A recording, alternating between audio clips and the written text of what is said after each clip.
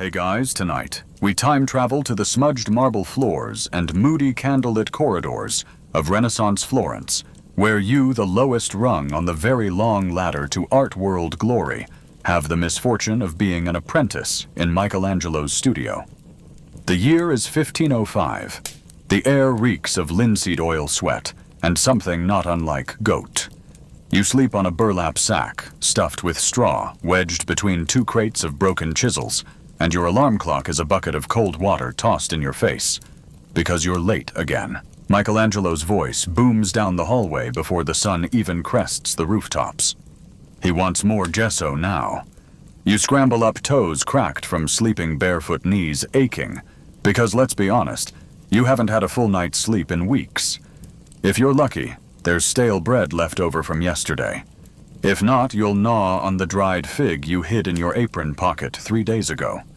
You're 19 left-handed, which means you've already been smacked into ambidexterity, and your dreams of artistry have been boiled down to grinding pigments and fetching charcoal. So before you get comfortable, take a moment to like the video and subscribe, but only if you genuinely enjoy what I do here. And hey, post your location and local time in the comments. I always love seeing where and when you're tuning in from. Now dim the lights, maybe turn on a fan for that soft background hum, and let's ease into tonight's journey together. You trudge across this courtyard toward the workroom, where sunlight slices through the slatted shutters. The place is a mess. Half-finished sculptures lean like drunks against the wall. Buckets of paint, sludge threaten to tip, and there's always one mouse that scurries across your path just to remind you who's in charge. Above it all, Michelangelo paces like a general in a war zone, arms streaked in ochre and divine fury. His beard is wild eyes bloodshot, and his tunic looks like it's been slept in by a lion. You're handed a block of rough marble the size of a small tombstone, and told to smooth it like the thigh of the Virgin herself, whatever that means. Your hands, still raw from sanding yesterday's divine thigh, are not up for the task. But you start anyway, dragging your rasp across the surface, sending flakes flying into your eyes and nose. Historians still argue whether apprentices were truly trained in art, or merely treated as disposable labor. One thing's for sure, you're doing way more sweeping than sketching. Your left-handedness doesn't help. It's widely considered a sign of the devil, or at the very least, a deeply suspicious quirk. A monk once tried to bless it out of you with a sprig of damp basil.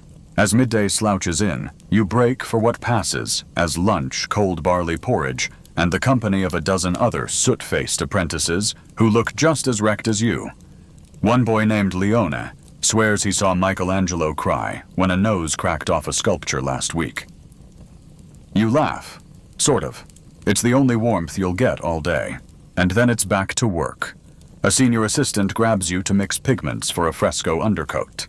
You grind lapis lazuli into a fine powder worth more than your family's land, and blend it with egg yolk until it gleams like a Venetian dowry. One sneeze, and centuries of wealth would fly up your nostrils. No pressure. There's a commotion near the chapel wall. Some poor soul just tripped and put an elbow into a wet section of the Last Judgment draft. Michelangelo is inconsolable. You catch a glimpse of the ruined patch where there was once the hand of God. Now there's a vague smear that looks more like a dead frog. Nobody dares breathe. Later, you're assigned the night shift priming boards and sweeping floors, while Michelangelo drafts by candlelight, muttering Latin under his breath. You try to hum softly to stay awake. He glares. You stop. By the time you collapse onto your sack that night, your back is a lattice of sore muscle, your fingers stained in permanent shades of green and gold, and your dreams are full of flying cherubs and falling scaffolds. Welcome to the studio of the most celebrated artist in Florence, where genius is contagious, but so is suffering. You wake up coughing again. The air in Michelangelo's studio is thick with dust-powdered marble, and the mysterious mildew that grows behind the water barrels. Your straw sack has started sprouting something green. It might be mold, or basil. Either way, you swat it off your tunic and stretch your limbs, which crack like an old chapel door. You're not even 20, but your spine makes noises like a 60-year-old monk. Morning begins with a delightful round of brush bristle picking. Turns out Michelangelo isn't a fan of visible brush strokes, and since brushes are made from hog bristles, you get to pluck each stubborn little hair left behind in yesterday's underpainting, using a damp cloth and a surgeon's focus. One bristle out of place, and someone screams. Often that someone is Michelangelo, and often it's at you. Your left hand, though technically trained out of its dominance, still aches to take over. When no one's watching you sketch with it on a bit of discarded parchment, a Madonna with a sideways smile, a grotesque bishop with onion-shaped eyes. It's your secret rebellion, and the only time you feel like an artist instead of an overly obedient broom. Word spreads that a cardinal is visiting the studio today, and panic sets in. Everyone scrambles to make things look not disgusting. The urine jars used for pigment fixing are stashed. The dead pigeon in the rafters gets poked until it falls behind a crate. You're told to polish the marble statue nearest the entrance until it gleams like the soul of St. Peter. You hope the soul of St. Peter isn't sticky. Historians still argue whether these visiting patrons truly understood the labor that went into every divine flourish, or if they just liked the smell of power and turpentine. Either way, they expected miracles and fast. The pressure in the studio could crush you. Literally. One assistant had a slab of unfinished Pieta fall on his foot last month. He hasn't walked straight since, but hey, he got a day off. As the cardinal walks through, you press yourself against the frescoed wall, trying not to breathe too loudly. Michelangelo glides beside him like a sleepless bat, spewing Latin and philosophy and anatomical trivia. The cardinal nods, but you catch him staring a little too long at the painted cherub's bums. Classic. After the entourage leaves, the mood sours. Michelangelo isn't pleased. Something about the curvature of divinity being off by a finger's breadth. Whatever that means. He storms off, leaving behind the sketch of a looming figure he once painted by morning. Guess who gets to prep the wall? That's right. It's back to scaffolding duty. You hate the scaffolding. Its rickety smells like pigeon droppings, and the ropes creak like they're plotting your death. Your job tonight is to wet plaster a square, just big enough for the new section. The lime burns your skin. You're sweating from fear and effort trying not to fall, while the candlelight dances, and your shadow looms 10 feet tall across the wall, looking far more competent than you feel. In moments like these, you wonder if it's worth it. All the aching, the hunger, the invisibility. Because that's what you are, an invisible hand, behind someone else's masterpiece. Your name will never be remembered, but maybe, just maybe, your brushstroke will. That swirl of blue robe, that little highlight on the edge of a wing, that could be yours. Back on the floor, someone's heating glue over a flame, and it starts to bubble over. You're handed a bucket of fresh eggs and told to separate the yolks again using your fingers because some genius lost the strainer. You squish and slide each yolk into a clay bowl, wondering if this was really what your mother imagined when she said, "Become an artist." A fellow apprentice named Matteo leans over and whispers, "Think he even remembers our names?" You don't answer, mostly because you're not sure if Michelangelo ever learned them in the first place. Later that night, as you sweep up shards of dried plaster and mouse droppings, a thought strikes you. You're part of something monumental, exhausting, miserable, but monumental. Even if nobody knows your face, your touch is in the chapel walls, in the folds of angels, in the shadows behind saints. Still, your knees hurt like hell. Your hands are numb. Not just sore, numb. You wake up with them curled into claws, stiff as dried figs. When you dip them into the icy basin outside the studio, it stings so bad you yelp. Matteo, ever the optimist, calls it the morning symphony. Everyone laughs weakly. No one smiles. The studio opens before sunrise. A few of you drag in sacks of pigments, lapis lazuli, ground so fine it clings to your eyelashes, vermilion that stains your knuckles for days, and green earth that smells faintly like moss, and moldy bread. You love the colors even as they ruin your skin. Still no gloves allowed. Too precious. You are expected to bleed for the art, sometimes literally. Michelangelo appears around mid-morning, sweeping in like an angry breeze. He's been up all night again, sketching, pacing, ranting to God, or possibly himself. No one's sure. He barely glances at you as he waves at the newly plastered wall. You start mixing the pigment. The blue one, deep sky, with egg yolk, no oil, not this time. He's gone before you can ask a single question, so you begin. You crush more lapis with a muller and slab rolling the stone in endless circles until your shoulder twitches. The yolk goes in next, carefully dripped in while you stir with a goose feather. It's mesmerizing in a way how the colors come alive, how something once locked in rock becomes light on a wall. Historians still argue whether the assistants understood the chemistry they handled. Matteo mutters, eyes flicking to the blue mixture. Or if we were just glorified cooks with sunburns. You think both might be true. Then come the arguments. Oh, the glorious studio arguments. Some are about technique, like whether a robe should drape over a knee or a foot. Others are philosophical. Should this saint look upward in agony or inward in ecstasy? And sometimes Michelangelo just shouts for the fun of it. He has opinions about everything, pigments, bones, clouds, and somehow your posture. Back straight. Are you painting or dying? One time he lectured a boy for 2 hours about the beauty of toes. No one paints feet anymore without a mild panic attack. Lunch is stale bread, soaked in vinegar, and a bite of hard cheese you hope isn't moving. You sit on a barrel watching the dust rays drift through the beams. Someone sketches the outline of a winged victory on the floor with charcoal, and everyone gets yelled at because the floor is sacred now. After lunch, Michelangelo announces today's lesson anatomy, which means a corpse. Yep, the church doesn't exactly encourage dissection, but it also turns a blind eye when geniuses need their studies. A body is wheeled in under a stained linen cloth, and you suddenly forget your bread and cheese. Your task, hold the oil lamp steady while he cuts. The room is quiet, except for dripping wax, and Michelangelo's murmurs about sinew and tendon skin and soul. He's talking to the body again. You're not sure if it's a prayer or a monologue. See how the hand curves God designed perfection. He whispers. We must copy it, flaw for flaw. The smell is indescribable. You try not to gag. Someone behind you does. Your left hand itches to sketch, but you can't risk it. If anyone saw you using it, especially in front of him, you might get sent back to the street. And honestly, that's still better than being fed to the street dogs like last month's runaway apprentice. No one talks about that, but you know.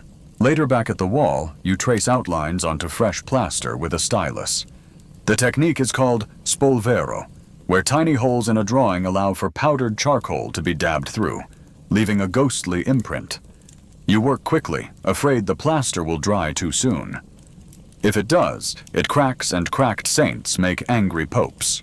Your section is small, the corner of a robe, a hand lifting in prayer. But it's yours. You pause, thumb pressed to the wall, and let yourself believe for one breath that maybe someday someone will see this hand and wonder who painted it. And maybe, just maybe, they'll think it was Michelangelo. The studio doesn't sleep. It dozes occasionally. It wheezes, but it never fully rests. Not with Michelangelo stalking the halls like a prophet on too much espresso, if espresso had even been invented yet. He's drawing again, but on the wall this time. Full-scale, bold strokes scratching the plaster like he's trying to summon something from it. You swear you hear him mutter the names of long-dead sculptors like they're demons he's wrestling in his sleep. Tonight's project, a scene of divine judgment. Figures falling from heaven, muscles taut in agony, garments twisting like storm clouds. And you're tasked with painting the ankle of a man being cast down an ankle that somehow has more pressure riding on it than an entire altarpiece in Florence. No pressure. You grind pigment in silence. Your thumb is raw. Your back is a question mark. One of the newer apprentices tries to sing under his breath to keep the mood light, but Michelangelo snaps. Do you think God sang while he built the world?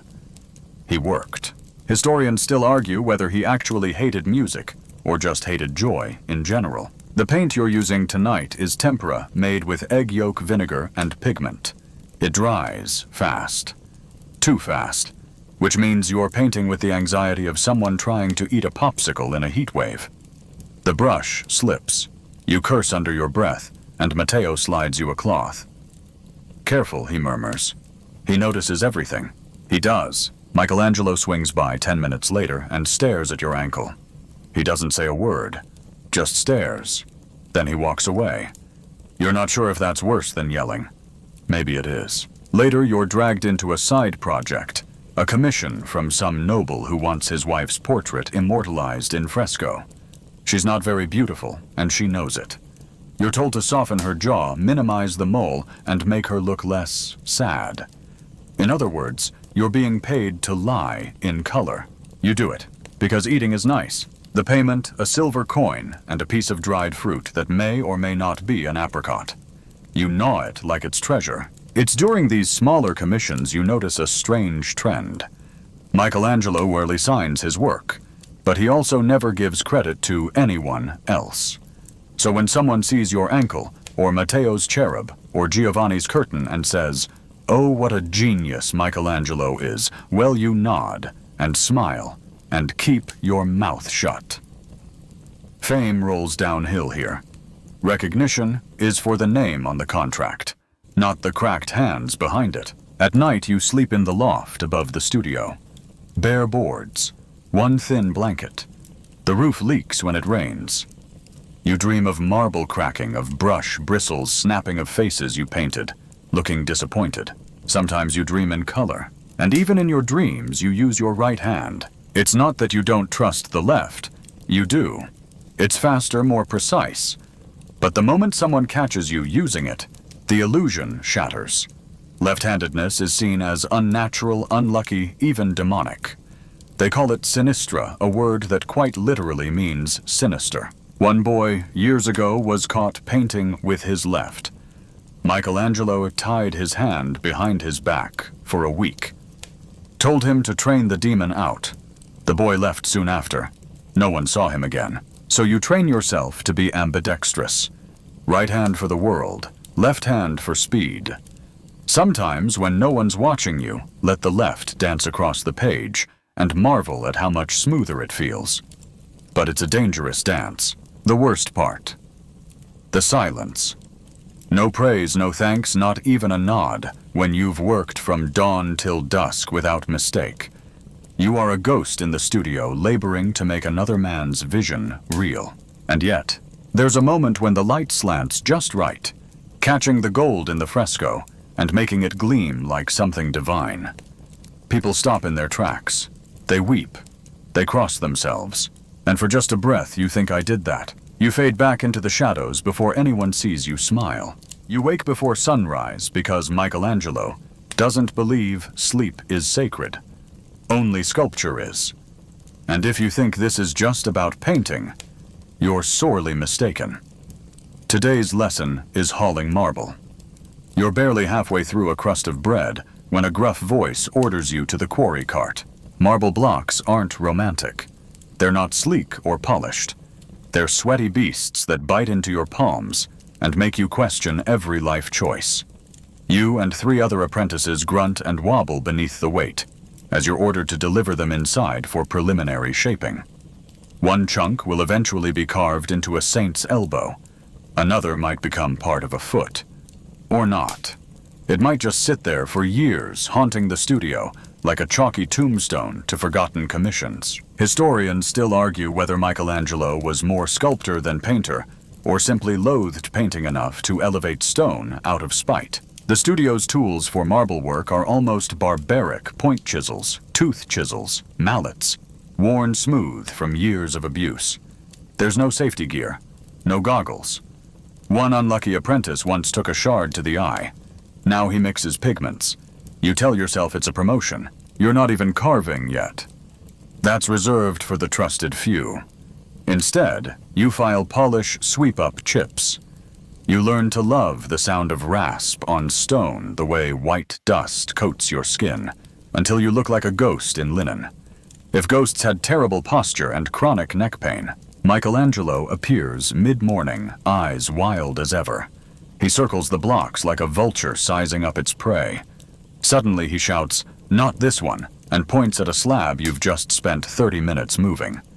It has veins. It's impure. You sigh and start dragging it back outside. There's no logic to it, just instinct. And he's always right. Annoyingly right. He disappears again just as quickly, probably to yell at some poor papal envoy who dared ask when the dome would be done. That, or he's brooding in the corner with a chisel and a stare that could cut granite. You sneak a glance at one of his sculptures in progress, some biblical figure half-born from the block. The torso emerges like a drowning man gasping for light. It's terrifying and beautiful. You stare too long. Someone smacks the back of your head. Back to work. No worshipping. Midday break is more of a rumor than a reality. You grab water from a shared jug and chew salted figs that taste like regret. Matteo shows you a blood blister on his thumb, shaped like the Virgin Mary. You both agree it's probably a sign of tetanus. Work resumes with carving practice on broken scraps. You're given a malformed head and told to fix it. You chip, you squint, you curse. Your creation ends up looking like a lopsided monk who's seen too much. You present it anyway. Michelangelo laughs, not kindly.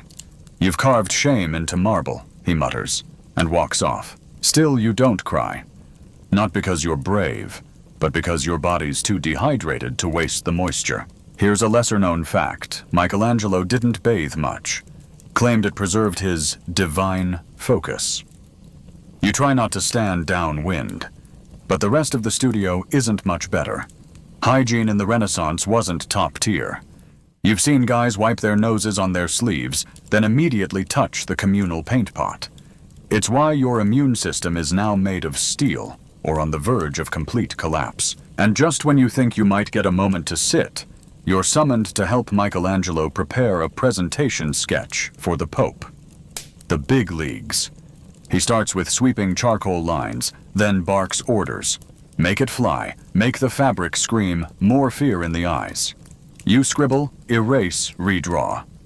Hours pass. Finally he nods. Not bad, which in Michelangelo speak is basically a standing ovation. You bask in it for half a second before someone spills linseed oil on your boot. Later that night, lying on a wooden board that pretends to be a bed, your arms ache, your fingers twitch, and your ears ring with phantom chisels. But still you close your eyes and imagine your own sculpture one day tall and noble in some chapel, signed by your own name. And maybe, just maybe, Michelangelo will walk past it, nod, and not say a word. It's laundry day in the studio, which doesn't mean clean clothes, just slightly less crusty ones. You beat your tunic against a stone basin, with water murky enough to hide a snake if Florence even had snakes. It's hard to tell where the marble dust ends and the sweat begins anymore. You're 2 months into this apprentice purgatory, and while your hands have calloused, your ego remains raw. The studio is an endless loop of charcoal plaster, aching backs, and half-finished saints. You smell like egg tempera. Your fingernails are permanently stained ochre, and sleep is a mythical creature, like unicorns or polite cardinals. Today, Michelangelo is in a mood. That's not news, but this mood has teeth. A courier from Rome arrived with urgent papal instructions. The dome, the chapel, the commissions, they all need progress visible and documented. Michelangelo paces, muttering curses in Latin and threatening to toss the courier off the roof. You avert your gaze. Then he turns to the apprentices. You and you sketch me judgment, despair, wrath. Not cartoons, souls begging for mercy. And just like that, you're in a fevered sketch-off. You huddle with the others, charcoal stubs in hand, crouched on uneven floorboards. The theme is apocalyptic. You draw a man clawing upward, mouth open in a silent scream, robes torn by invisible wind. Is it good? No idea. You're too tired to see straight. Michelangelo storms over. He grabs your sheet eyes, narrowing. You brace for a verbal guillotine. Instead, he pauses. This, he grunts. This isn't awful.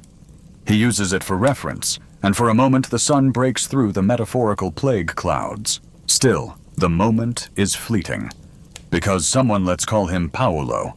Because of course it's Paolo accidentally spills walnut ink across Michelangelo's master sheet. Silence falls like a tomb lid. Michelangelo turns, face slowly shifting into something unholy. Out, he hisses. But Paolo stammers. Out. Paolo isn't seen for 3 days. When he returns, he's assigned to mixing glue from boiled hooves. You suddenly understand why his hair smells like death. The hierarchy in the studio is brutal. There's Michelangelo at the top, then maybe God, then the master sculptor, then the guy who sharpens Michelangelo's pencils, and somewhere at the bottom you. Apprentices don't speak unless spoken to. They don't sit. They don't criticize. They nod, sketch, lift, scrub, and hope they're not the day's target. Historians still argue whether Michelangelo's temperament made him a better artist, or merely unbearable to work with. One apprentice actually faked illness to escape. He smeared lamb fat on his forehead to mimic a fever. It worked until he sneezed and the fat fell off. Michelangelo made him sketch naked martyrs for a week straight as punishment. You suspect the lesson was more psychological than artistic. But not all is gloom. Sometimes when the light hits the frescoes just right, and your lines finally match what your head imagined, you feel a flicker of something electric. You exist in the lineage of giants, hands, guided by the same instincts that painted ceilings into heaven. Then Matteo farts and ruins the moment. Late in the afternoon, you're called to assist with gold leafing. The work is delicate, sacred even. You hold your breath as you press the paper-thin foil onto the plaster, watching it shimmer like bottled sunlight. Gold is expensive, more than your entire year's wage, so the tension is high. A sneeze could bankrupt the studio. You don't sneeze. You crush it. Metaphorically. Michelangelo passes by, doesn't yell, and that's as good as applause. After the workday, some of the apprentices sneak up to the roof to unwind. There's wine-cheap vinegary stuff, and laughter that doesn't feel forced. You share stories, swap rumors about other studios, and joke about how you'll all be famous one day. You look out over Florence as twilight settles in. The city breathes art. Even the pigeons seem to appreciate perspective. Somewhere down there, your mother thinks you're becoming a great artist. She doesn't know about the foot blisters, or how you once mixed pigment with your own tears. And yet, despite it all, you're still here. Still sketching. Still surviving. Just don't spill the ink. You wake with your cheek stuck to the floor. Again. It's unclear whether you passed out from exhaustion, or were knocked unconscious by a falling easel. Either scenario is believable. Morning light leaks through the warped shutters, illuminating clouds of chalk dust, drifting lazily in the air, like ghostly regrets. Michelangelo is already barking commands because apparently he doesn't sleep. He just paces at night, brooding and scowling at the moon. You drag yourself upright, vertebrae cracking like dry branches. Time to face another day in the Renaissance's most dysfunctional art boot camp. Today's torment fresco work on scaffolding. You're hoisted up alongside 2 other apprentices, all of you roped in like livestock. The ceiling curve is dizzying. Your task is simple in theory. Apply wet plaster evenly before it dries. In practice, you're racing against time, gravity, and the unbearable urge to sneeze while your face is inches from a freshly painted saint. The view is beautiful, the pain less so. Your neck is permanently tilted back like you're constantly admiring clouds. It throbs with a low, persistent ache. Your arm cramps, your wrist buckles, and you seriously contemplate whether dislocating a shoulder gets you a sick day. And of course, Michelangelo's voice rings up from below. What is that line? Is that supposed to be a nose? It looks like a squashed apricot. You smile weakly. Compliments like that are considered encouragement. Here's the dirty truth. No one paints the Sistine Chapel ceiling a masterwork, yes, but also a logistical nightmare. You learn that the plaster, called intonaco, must be applied fresh for each section, which means each figure is basically a one-shot deal. Mistakes aren't erased. They're plastered over and forgotten like embarrassing poetry from your childhood. Historians still debate whether Michelangelo preferred this style out of necessity or sheer masochism. By midday, your tunic is soaked through. The lime in the plaster irritates your skin, and you've developed something that's probably an infection, but could also be artistic enlightenment. Hard to tell. There's a lunch break, which is to say 10 minutes, where you gnaw bread so hard it could file your teeth. You sit in the shadow of half-finished angels, hands stained every color from lapis to vermilion, and you fantasize about a life where you paint fruit in bowls, and nobody yells at you. Later, you're summoned for anatomy study code for poking around cold corpses in a basement that smells like old cheese and despair. Michelangelo believes in realism, and that means understanding the body inside and out. You watch as he dissects a cadaver with eerie precision, gesturing at muscle fibers, like a maestro conducting invisible violins. "See this tendon," he mutters, pointing with a knife. "This is where strength lives." You nod solemnly while trying not to faint. The others whisper rumors that Michelangelo once slept beside corpses to study their structure, or that he carried a sketchbook even while relieving himself. One claims he hasn't bathed in a decade. That one might actually be true, given his perfume charcoal stress and vinegar. The basement session ends and you emerge blinking into the late-day sun like a mole. Your head spins from the smell, the information, the sheer mental weight of being expected to memorize the mechanics of a human. Back, like it's basic geometry. You make your way to the materials room, tasked with grinding ultramarine pigment from lapis lazuli, more valuable than gold. It takes hours, and the resulting blue is so intense it could punch a hole in the sky. You treat it like holy water. One slip and you might as well pack your bags for goat herding school. To distract yourself, you hum a tune your mother used to sing. Quietly. Not loud enough for anyone to accuse you of frivolity, which Michelangelo seems to believe is one of the 7 deadly sins. Someone behind you chuckles. It's Matteo, covered in gesso, and looking like a ghost. "Still think you'll be famous someday," you smirk. "Only if I survive." That night, as you sweep the studio floor, you look around at the chaos, half-sculpted busts, crumpled sketches, paint-spattered walls, and realize something strange. It's starting to feel like home. A weird, violent, marble dust-covered home. You're becoming part of something bigger, older, and messier than you ever imagined. And when you finally collapse onto your straw mattress, it's with hands that ache, and heart that doesn't. Not tonight. You're up before sunrise again. Not because you want to be please, but because the rooster that roosts on the roof beams of the studio has zero respect for human suffering. Your knees crack as you rise, limbs stiff with yesterday's labor. You glance at your hands. The blue from yesterday's lapis is still under your nails. You'll carry that royal stain until your skin sheds. Today begins with disaster. You are assigned to assist on Michelangelo's latest sculpture, a marble block he's nicknamed the Beast. It's supposed to be the prophet Jeremiah, but right now, it looks more like a melted statue of someone yelling into the wind. The master is already there, squinting at it, like it's an enemy that owes him money.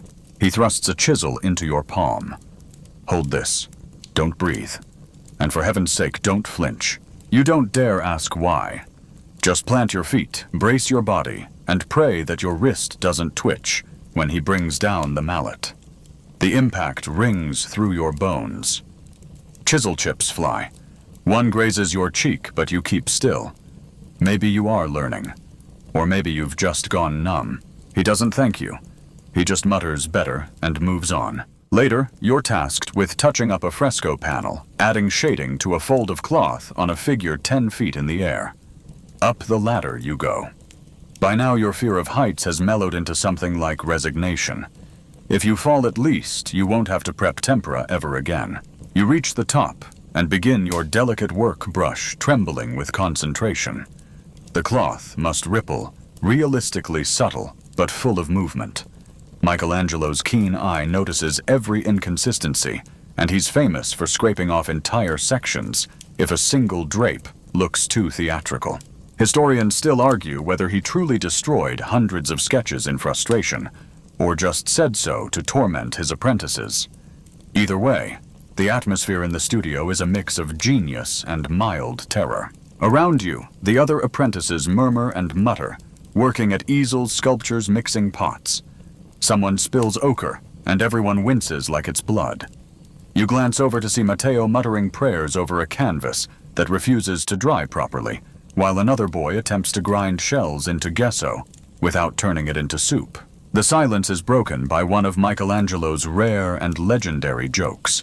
As he sculpts a delicate eyelid into the prophet's face, he mutters, "If he saw what I ate for dinner last night, he'd close his eyes again." The studio erupts in laughter, not because it's funny, really, but because you've all been holding your breath for days. In the afternoon, you're pulled into a debate, an ambush by two older apprentices who argue fiercely about whether the human form is more divinely proportioned than nature itself. One swears by Vitruvian principles, while the other insists nature is chaos, and beauty lies in imperfection. You quietly suggest both are right. They stare at you. You realize you've either said something brilliant or committed heresy. Jury's out. By evening, the studio feels heavier, as if the walls themselves are bloated with paint fumes and ambition. Michelangelo sits alone, staring at a drawing. Not sketching, just watching it. You see his shoulders slump. You rarely catch him like this, unguarded, soft, very nearly human. For a moment, he looks like someone deeply painfully in love with beauty he can never quite reach. You think perhaps that's what it means to be an artist here. Not just to endure, not just to serve, but to chase something unreachable with every blister brushstroke and breath. And somehow that realization doesn't crush you. It fuels you. That night, as you lie down on your back this time, to give your arms a break, you smile at the cracked ceiling above. You remember when you first arrived thinking you'd be painting cherubs and sipping wine by now. Instead, you've been yelled at, coated in plaster, and stabbed by marble shards. You've scrubbed floors, dissected cadavers, cried over pigment, and been accused of painting a saint who looked like an angry potato. But through it all, you've stayed. You've learned. You've survived. And maybe, just maybe, you're becoming more than a background brush. Maybe someday someone will whisper your name in awe. Or maybe they won't. But you'll know. And Michelangelo will know. And for now, that's enough. Now let's slow everything down. The studio dims as night deepens its stone walls, sighing with the cool hush of sleep. Your brush finally rests pigments drying quietly beside you. The chaos of the day. The grinding, chiseling, scolding fades like color at dusk. In this soft silence, your body releases its grip on tension. Your breath deepens, and your mind drifts gently like paper in calm water. The scent of wet plaster and oil paint lingers, faintly, oddly comforting now. You've survived another day in a world both brutal and beautiful. And tomorrow will come. But for now, you've earned this stillness, this moment of peace. Sweet dreams. Hey guys, tonight we travel back to ancient Assyria, where grief, bureaucracy, and superstition collide in ways that will make you grateful for modern probate court, even with the paperwork. Picture this: your husband's lifeless body lies still in the shadow of a ziggurat, and before the tears can dry on your cheek, your life has already shattered like a dropped clay tablet. You've got rituals to follow, officials to appease, and your future to panic about. And let's be real, you probably won't survive this. So before you get comfortable, take a moment to like the video and subscribe, but only if you genuinely enjoy what I do here. And while you're at it, drop your location and local time in the comments. I love seeing where and when you're listening from. Now dim the lights, maybe turn on a fan for that soft background hum, and let's ease into tonight's journey together. You stand beside your husband's linen-wrapped body, flanked by weeping neighbors, as the priest chants laments in Sumerian, a language no one speaks anymore, but it's tradition, so everyone just pretends to understand. You're not just heartbroken, you're terrified. Because in Assyria, when your husband dies, the clock starts ticking fast and badly. First, you shave your head. That's not optional. The act is meant to purify you, but mostly it just signals to the community that you're in mourning, vulnerable, and extremely not allowed to smile. You're wrapped in coarse wool, smeared with ash, and expected to wail in public loudly enough to prove your grief, but not so loudly that it becomes unseemly. It's like an emotional performance review conducted by your entire village. Then comes the part where you're ushered into a ritual called kispum, where you offer food, and drink to your dead husband's spirit. Not doing this can earn you more than just social shame. It could mean his ghost returns to haunt your dreams, spoil your milk, and make your hair fall out. Yes, really. Assyrians believed the dead could get extremely petty if you skipped their favorite beer. While you're sobbing and placing date cakes by the hearth, you also need to brace yourself for the Assyrian legal machine, which historians still argue whether was fairer than its Babylonian cousin, or just meaner with more paperwork. See, your status as a widow instantly becomes a legal hot potato. Were you your husband's first wife? Did he have a concubine? Did she have a son? If you answered yes to any of the above, congratulations, you're about to enter an inheritance death match. Even if your husband promised you the house, the livestock, or that nice gold amulet, it's all up for review. Male relatives, cousins, uncles, and even that one brother-in-law who always smelled like fermented onions can contest everything. The scribes who control who gets what are bribable. And you're not exactly flush with silver. Worse yet, you're not even sure where you stand socially anymore. In Assyria, women weren't quite property, but close. Your identity was tied to your husband's household. Without him, you're like a cart missing one wheel, pitied unstable, and awkwardly rolled out of the public eye. There's no cheerful grief counseling hotline, no casseroles from the neighbors. There's just the knowledge that you now belong nowhere, and must follow rules that get stricter by the day. Oh, and don't think you can just wander off to your parents' home. That's considered dishonorable, even illegal in some cities. You're expected to stay with your husband's kin until your fate is decided, like some ancient reality show contestant waiting for the tribal council to vote. Meanwhile, the priest keeps appearing to remind you of your duties to the Atemu, the spirit of the dead. Forget to burn incense, skip a chant. The gods might withhold rain from your barley fields. The family might start whispering about curses. You might start believing them. And while you're balancing that mystical to-do list, there's a not-so-subtle pressure to prove that you didn't cause your husband's death. Wives were occasionally blamed for poor spiritual hygiene that angered the gods. It's unclear if historians believe this was widespread or a fringe fear, but either way, people talked. In short, you're caught in a whirlwind of mourning rituals, legal landmines, and supernatural guilt.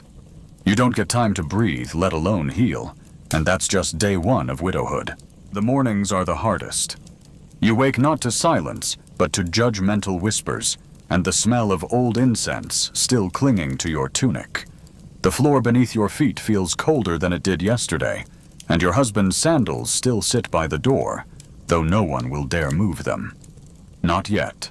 Too soon. It's time to visit the scribes. You trudge across the dusty courtyard toward the city's administrative building, where scribes, sharp-eyed and hunched like vultures, sit behind rows of clay tablets. They don't smile. You're just another problem to sort. Widow cases are messy. Everyone knows that. But before they'll even hear your claims, you must present your zikru, your formal declaration of identity and lineage, carefully etched onto a clay tablet. Don't have one that's suspicious. Too vague. That's even worse. And while you're trying to remember the name of your third cousin on your mother's side, your husband's younger brother shows up. Of course he does. His tunic's too clean, and his smirk tells you everything. He's not here to offer comfort. He's here to challenge your rights to the orchard because apparently he always knew your husband promised that land to him. Sure, this is where the Assyrian legal system tightens its grip. Women could inherit property, but only under strict conditions. If you had sons, especially grown ones, they might protect your claim. If not, good luck.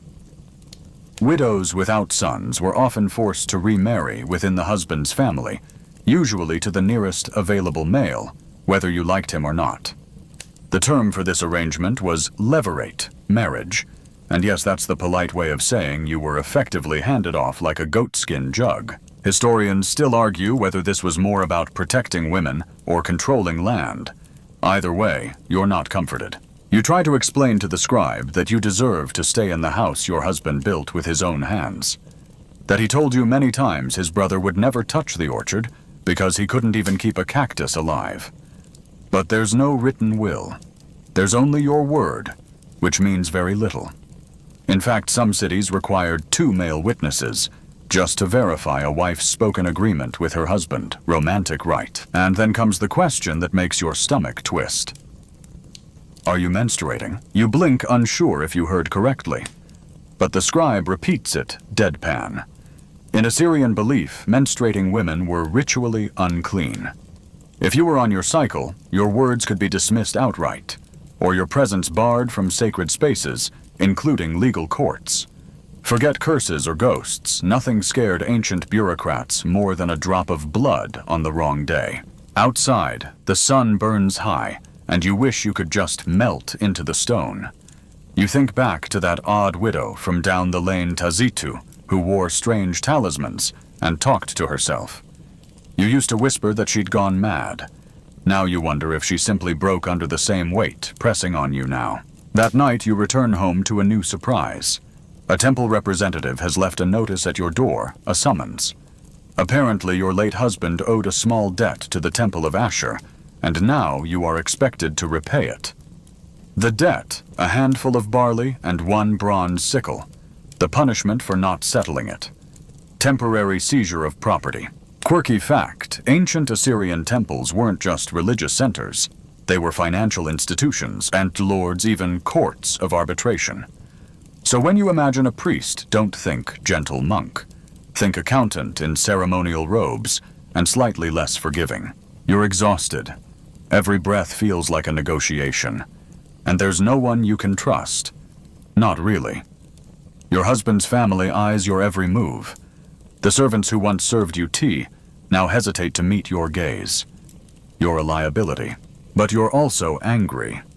And underneath the veil of grief and dread, something stubborn begins to stir.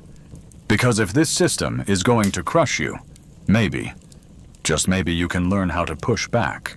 You spend the next day doing something scandalous, reading. Not books, of course. Books don't exist yet. But clay tablets. Oh, they're everywhere if you know where to look. You've always been curious, always watched your husband when he handled business transactions quietly, absorbing the patterns of trade, the cuneiform symbols carved so decisively into wet clay. Back then, you only half listened while sipping date wine. Now, those casual glances might be your only lifeline. You pay a visit to Enlil's daughter, no, not the god, the scribe's niece, who teaches literacy to the children of the elite. You bring her a jar of honey, a rare gift. Bribes, after all, are a timeless language. She agrees to show you the basic strokes. Bent reed stylus in hand, you learn to press the wedge-shaped characters into soft clay. You practice the word for property, then claim, then widow. You smirk. That one takes up an entire corner. Historians still argue whether Assyrian women were ever formally taught literacy. Some insist only male scribes had access to education. Others point to fragmentary tablets with what they believe are training texts written in women's hands. Either way, what you're doing is risky. But if you're going to survive, you need leverage.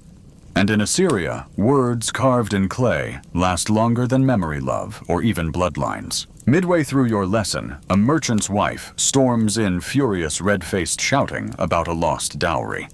Apparently her husband died without returning the silver she brought into the marriage, and now his brothers are claiming she gifted it to him. Right. Because nothing says romance like financial theft from beyond the grave. The teacher mutters something under her breath about more of you every week. You glance up. Widows, you ask. She nods.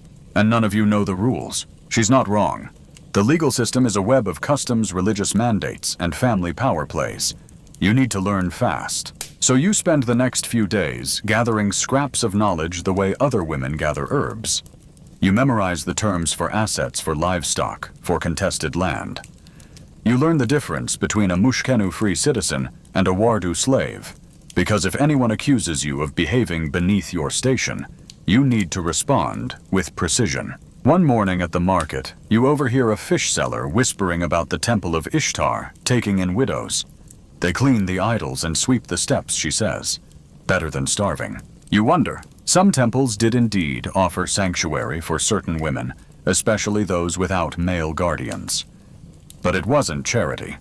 In exchange, you worked hard. You might also be branded as a kadishtu, a consecrated woman. That term has been wildly debated. Some scholars say it meant sacred priestess, others claim it implied temple prostitution. The truth, no one knows for sure. Ancient definitions don't map neatly onto modern ones. All you know is that temple life trades one kind of cage for another. Back at home, your husband's brother shows up again. This time he's brought a witness, a doddering cousin who swears your husband promised him the orchard during last year's barley festival. The cousin's breath smells like fermented onion.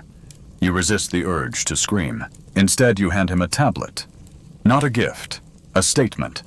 Your first official claim. You've etched it yourself, crude and shaky, but legible. It asserts your continued residence in the household, your intention to contest any property transfer, and your demand for arbitration through the city elders. It's a gamble, but it stops him cold. That night, as you light the oil lamp, you feel something new. Not safety, not hope, but control. The tiniest fragment of it. A clay splinter in a world that keeps trying to crush you. And as you lie in bed, listening to the low hum of the city drifting in through the shutters, you let your mind wander. Not to memories of your husband, but to strategies. Tomorrow you'll return to the scribes. You'll stand straighter. You'll bring 2 witnesses. You'll bring your tablet. Because if you're going to be dragged through Assyria's legal system like an ox on market day, you might as well bring a sharp reed. You're learning fast, but Assyria doesn't care. Today you wake up to find your front courtyard already occupied. No knock, no invitation. Just 4 men, your late husband's distant cousins, lounging beneath the fig tree like they own the place. And if they have their way, they soon will. They offer a polite nod, but it's the kind of nod men give livestock before deciding its market worth. One of them even has the audacity to ask if you've considered remarrying yet. As if this whole widowhood mess is just a transitional phase before you're passed off again, like a used loom. You decline firmly. Then they smile too widely and say they'll return soon, with a contract. See, in Assyria, widows weren't necessarily forbidden from remarrying. In fact, doing so could sometimes protect a woman's rights if the new husband was honorable. But honorable isn't exactly the currency these men deal in. You suspect what they actually want is to absorb your inheritance by marrying you to someone within their own family. Keep the estate in the bloodline, as they say, like you're breeding prize goats. You try not to panic. You focus on logistics. The city elders meet tomorrow in the outer court of the temple. You plan to bring your grievance present, your tablet argue your case, and make your plea. Sounds simple, right? Wrong. Assyrian law is famously harsh and bureaucratic. A widow technically had the right to remain in her husband's house if she had children, especially sons. You don't. And while there are laws that protect a woman's dowry, and sometimes her late husband's estate, everything hinges on witness testimony. And witnesses, they're political currency, which means you're broke. You call in favors. A midwife you once gave extra sesame oil. A brewer whose daughter you helped after a bad engagement. Slowly, a shaky support system emerges. The midwife agrees to speak on your behalf. The brewer, bless him, says he'll lend you a servant for the walk to the temple, so you won't arrive alone. Still, it's nerve-wracking. The temple courtyard is a performance stage, and you're not sure if you're cast as petitioner or prey. You spend that night rehearsing. Not your words, your posture. In Assyria, how you stand matters. Too meek, and you're dismissed. Too bold, and you're branded insolent. You must strike that mythical balance, serious, but humble, assertive, yet reverent. It's exhausting. Historians still argue whether women could directly address temple judges in all cases, or if male guardians had to speak for them. Some records hint at exceptional women navigating the legal system themselves, but many were silenced either ceremonially or socially. You decide not to wait for permission. Dawn comes. The temple square buzzes with incense smoke and the low murmur of disputes. Merchants arguing over debt. A father negotiating the sale of his daughter's hand. And then your turn. You step forward. Not with a bowed head, but with the rhythm of someone who's done laundry at midnight and outsmarted rats for rice. You are not new to struggle. You are simply struggling in public now. Your voice wavers only once when they ask about your husband's final words. The truth is, there weren't any. He died without ceremony, without last wishes, just a wet cough and a silence that never ended. But you answer calmly. He wanted peace for this house. Poetic, possibly untrue, but unprovable. You hand over your clay tablet. You've etched it cleanly, this time. You've included the names of your witnesses. You've even listed the assets you believe are yours: 3 goats, 2 trunks of clothing, and the eastern plot of barley land. Not impressive, but enough to survive. The elders nod. They tell you to wait for their decision, which you do for hours under the beating sun, surrounded by flies and the occasional hopeful chicken. When they return, the judgment is partial. You may keep your dwelling, but only temporarily. Your claim to the orchard is suspended pending further proof. Your dowry, that they say remains to be verified. In short, you've won the right to exist, barely. You walk home with dust in your shoes and a tightness in your chest. You didn't lose, but you didn't win either. You're still prey, just not yet devoured. That night you lie awake, watching shadows crawl along the clay wall. You think about the men under your fig tree. You think about contracts being forged while you sleep. You think about the cold fact that even when the system offers a lifeline, it's made of frayed rope. Still, rope is rope. You just need to learn how to tie knots. Morning again, and your stomach clenches before your feet even hit the floor. You've survived the court, yes, but the aftermath is where the real games begin. Because now, you're not just a widow, you're a widow with paperwork. And that makes you both a target and a threat. The cousins are back. This time, they bring a scribe. You meet them in the courtyard, arms crossed and jaw tight. The scribe unfurls a new contract and starts reading aloud, all sing-song rhythm and smug inflection. According to them, you invited this negotiation. Apparently, this tablet proposes a mutually beneficial marriage between you and one of their younger nephews, barely old enough to grow a beard. You interrupt. Politely at first, then sharply. You make it clear that no marriage is happening without your tablet, your seal, and your agreement. And naturally, none of those are present. They leave with tight smiles, but you know what that means in Assyria. They're not giving up. They're recalculating. There's an odd truth in ancient Assyria. Widows were vulnerable, yes, but also annoyingly persistent. The legal codes have entire sections dedicated to what to do if a widow refuses to remarry, if she challenges inheritance claims, if she stays too long in the house of her late husband. Your kind had a reputation for sticking around and mucking up succession plans. One particularly quirky tablet from Nineveh tells the story of a widow who refused to marry her dead husband's brother and instead offered a dowry refund just to get rid of him. Historians still argue whether that refund clause was standard or just the world's oldest breakup bribe. Either way, you're inspired. That night you call on your brewer friend again. You need a loan. Not large, just enough to cover your theoretical dowry refund. If you can bluff your way through this, you might just buy yourself breathing room. The brewer, bless him, doesn't even hesitate. He hands over a pouch of barley coins and 1 extra for luck, he says with a wink. You spend the next day forging your version of a contract. It's not an acceptance, it's a counter. You agree to release your late husband's kin from any future obligations, provided they remove their claim to your home and cease marriage proposals. The wording is clever. You had help from the temple's junior scribe, a teenager who secretly sketches winged lions during prayer and is very motivated by fresh goat cheese. You return to the cousins with your counter tablet in hand, chin high, and sarcasm sharpened like a fishhook. You don't offer the contract so much as toss it at them like a challenge. They scoff, of course, but they also flinch. because now you've shown them something terrifying. You know the system. In ancient Assyria, knowledge of contracts and seals was power. Most women weren't literate, but widows who had managed estates, especially if they came from artisan or priestly families, could pick up just enough literacy to be dangerous. You fortunately can write your own name and read basic cuneiform. Just enough to survive. Just enough to bluff, still. You feel the pressure mounting. Word spreads fast in the neighborhood. The reed mat seller offers a thinly veiled warning. Best not to anger important families. The well-made won't meet your eyes. Even your midwife friend has gone quiet. Your presence is destabilizing. You're a widow refusing to dissolve neatly back into the patriarchal soup. And in a society that valued obedience as much as barley, that makes you inconvenient.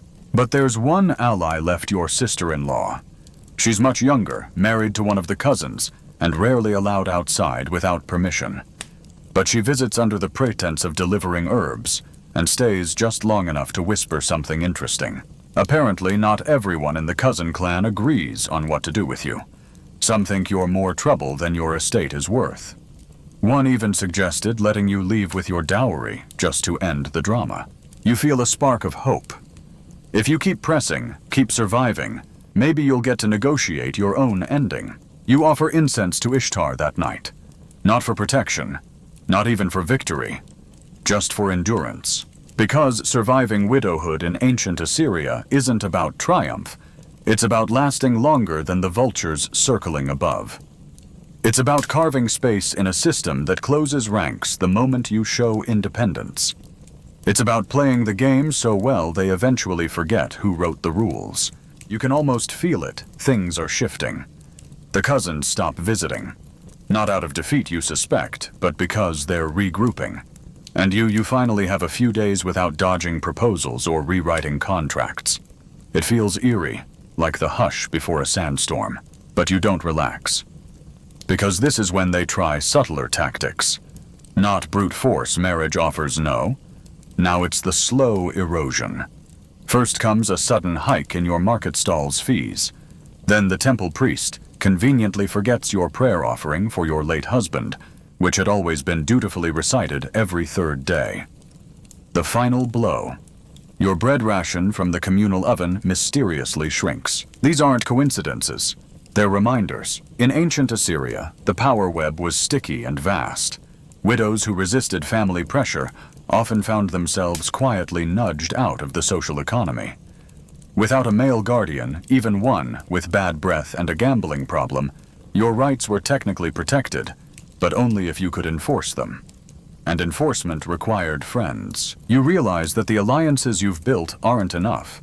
The brewer can't protect your ration rights. The teenage scribe has exam tablets to copy. Even your sister-in-law is being kept indoors, so you do something desperate. You join the mourning women. It's early morning when you slip into the procession dressed in full widow's black hair, loose feet bare. The mourners wail and throw dust on themselves as they trail behind a reed stretcher, bearing someone's grandmother. You weep too loudly and convincingly. Why? Because this public display resets your image.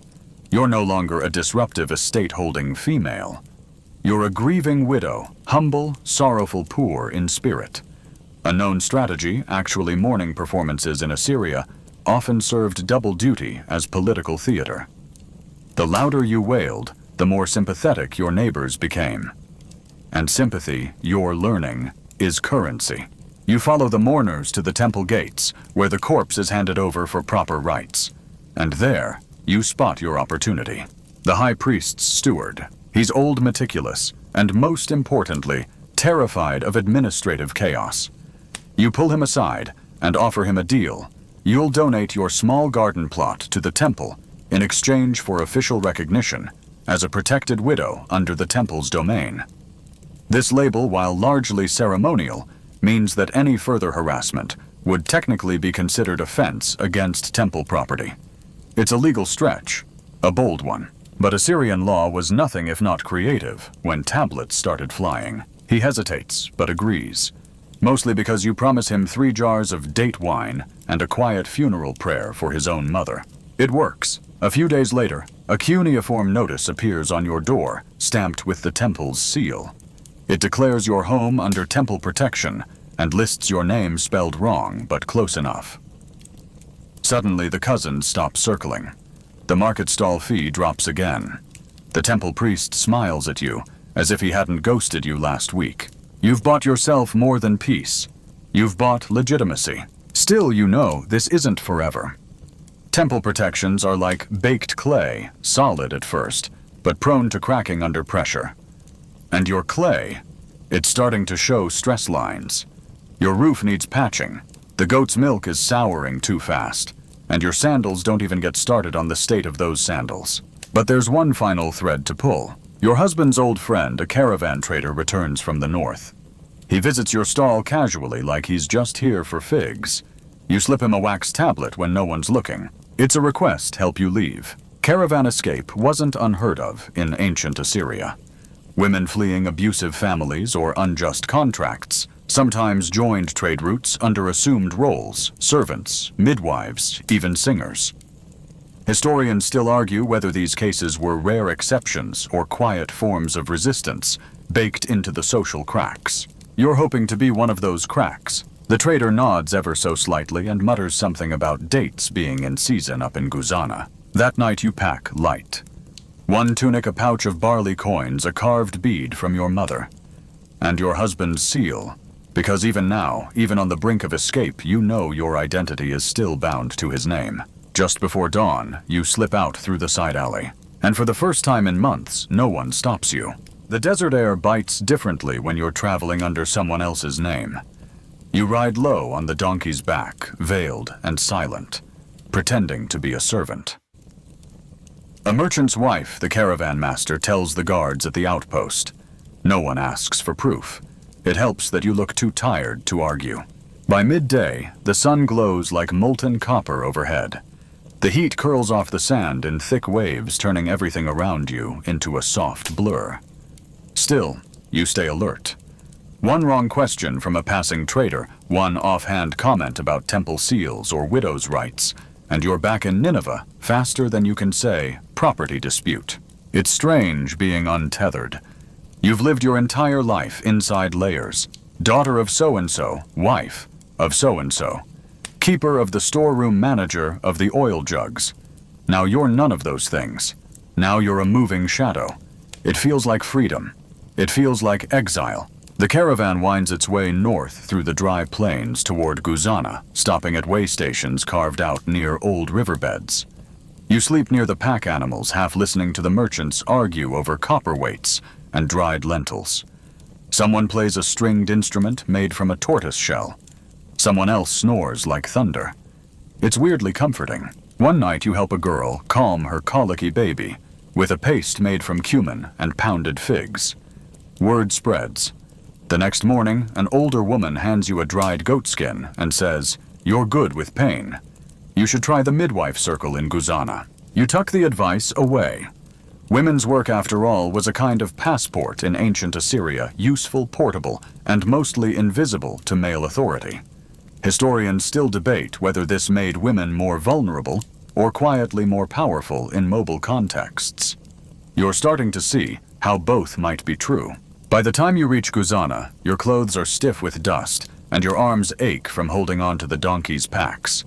The city isn't grand like Nineveh. It's more like a giant marketplace with mud brick homes and shouting children who never seem to sleep. But there's food, water, fewer cousins, and that frankly is good enough. You find lodging with a widow's network. Yes, they exist here too. Turns out displaced women often found each other in these satellite cities. They formed loose co-ops for trading childcare, even mutual defense. It's not exactly legal, but no one's enforcing those laws in places this far from the palace's shadow. Your new friends teach you a phrase that sticks. No husband, no problem, unless it's tax season. It becomes your running joke, even when your ration barley turns moldy. Humor helps. You start to laugh again, something you hadn't done in weeks. You even manage to open a stall. Just a small one. Herbs, mostly licorice root for coughs, dried mint for stomach aches, henna for hair dye, because even if you're surviving, you don't want to look like it. Some temple official wanders by and asks if you've registered the business. You smile and say, "I'm just helping my sister." He doesn't press. Of course, it isn't all healing and henna. One night you're followed back from the market. A man mutters something about how you walk too confident for someone alone. You quicken your pace, heart-racing fingers wrapped tight around the obsidian blade knife you wear in your belt. He doesn't pursue, but the message is clear: you're still prey in certain eyes. So you double your defenses. You move in with 2 other women. You learn to make a decoy seal stamp. You carry a jug of sand instead of water because it blinds faster than any prayer. Still, you've carved out a new life. Not comfortable, not easy, but yours, and that's something. Because in ancient Assyria, being a widow wasn't a temporary phase. It was a reclassification, a social mutation. One that either left you buried in debt and second marriages, or forced you to evolve into something new, something nimble, something resilient. You've become that something, and for the first time, no one tells you what to wear, who to mourn, or where to sleep. You're not someone's wife. You're not someone's problem. You're just you. But survival isn't the same as peace. Your breath still hitches at certain sounds. Hoofbeats behind you. Clay seals being snapped, the rustle of linen robes approaching in twilight. The trauma of being widowed in ancient Assyria doesn't dissolve with distance. It lingers like old incense smoke trapped in the folds of your memory. You think back to that first night, the one right after the mourning period ended. The house so quiet, you could hear your own heartbeat.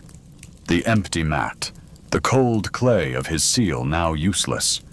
You remember how the servants avoided your eyes, how even the oil lamp seemed to flicker with judgment. In Nineveh, you were erased by rules. In Guzana, you're blurred by anonymity. Both are a kind of invisibility, but one cuts deeper. Still, you make choices now. You choose whether to return a greeting. You choose whether to let that merchant with the crooked smile flirt with you in the spice alley. You even choose when to cry, and more importantly, when not to. One day, a traveling scribe asks to buy your best pomegranate elixir. You hand it over, and he compliments your organization, saying you keep records better than most junior officials. You smile, but you're also calculating if you ever needed to move again. Maybe scribal work could be a cover, because the threat of being claimed again hasn't vanished. Some distant uncle might still remember you exist. Some land dispute back home could dig your name out of the dust. You've heard of it happening. Assyrian law had long memory, especially when property was involved. Historians still argue whether widows like you were seen as liabilities or untapped resources in such matters. You prefer not to find out, but you've gained skills. You've learned to read mood like you once read cuneiform labels. You spot deceit in a tilted jar lid. You hear intent in the rhythm of footsteps. You no longer flinch when someone calls you sister. You just raise an eyebrow and ask what they're selling. The women's circle in Guzana begins to grow. You help other newcomers adjust quietly, of course. There's no formal registry, but among the bread stalls and bronze smiths, you've become a kind of unofficial coordinator. If someone needs night shelter or safe passage south, they come to you. You don't advertise. You just nod. It's not that you've forgiven what happened to you. The laws, the temple accusations, the family betrayals. No. Forgiveness requires acknowledgement, and that never came. But you've done something arguably better. You've made meaning from it. You've taken a role designed to disempower widow and refashioned it into a shield, a signal, a warning. You've become the sort of woman young girls point out in the market. She used to be someone's wife, but now she owns 3 stalls. You've made quiet power into your perfume, and perhaps if you're lucky, no one will ever smell blood on it again. The irony, all this strength came not from being protected, but from being abandoned. And somehow that feels like the most Assyrian thing of all. And now, as the sand settles and the twilight cools, let your breathing slow. Picture the flickering oil lamps of Guzana, the steady rhythm of market chatter fading into a nighttime hush. You've made it through the day as a woman in ancient Assyria, not by charm, not by fortune, but by sheer will cleverness and a deep, stubborn refusal to be erased. Let that resilience echo quietly in your chest. You are not someone's tragedy. You are your own slow, smoldering triumph. Close your eyes. Feel the coarse linen against your skin, the faint scent of herbs hanging in the dark. You're safe now, at least for tonight. And if tomorrow brings more sandstorms, more schemes, more whispers, you'll be ready. You always are. Sleep well, traveler of time. You've earned it. Sweet dreams. Hey guys, tonight we slip into the freezing mist of early medieval Scandinavia, where a chicken's value might rival a man's life, and personal justice is not just expected, it's demanded. You're standing in the doorway of your turf-roofed longhouse, the sun not even peeking above the horizon, and someone is already screaming your name. Your cousin's dead. Murdered. Again. That makes 3 in your bloodline this year, and now the clan expects you to do something about it. No pressure. So before you get comfortable, take a moment to like the video and subscribe, but only if you genuinely enjoy what I do here. And hey, post your city and local time in the comments. I want to know who else is crawling through Viking blood feuds with me tonight. Now dim the lights, maybe turn on a fan for that soft background hum, and let's ease into tonight's journey together. You're groggy, your hair smells like last night's hearth smoke, and your feet slap against cold wooden planks as you stumble outside. There, the whole clan stands like angry crows, their beards wet with dew, eyes accusing. In the center is your aunt clutching your cousin's bloodied tunic like it's proof Odin owes her a favor. One word comes from every mouth: revenge. You squint into the distance. The killer's name is known. A rival family from 2 fjords over. You were already annoyed with them for stealing your fishing traps. Now you're legally entitled, no morally required, to start a feud. Blood feuds in Viking society weren't a weekend affair. They were generational. If someone so much as scratched your uncle's arm during a tavern brawl in 862, his descendants might still be nursing grudges in 890. The idea was simple. Family honor must be restored often through an eye-for-an-eye approach that leaves both sides partially blind and very stabby.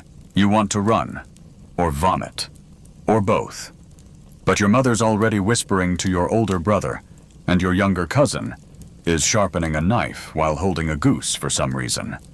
No one seems to be planning a thoughtful legal response. And here's the real kicker: you're now legally complicit. That's right.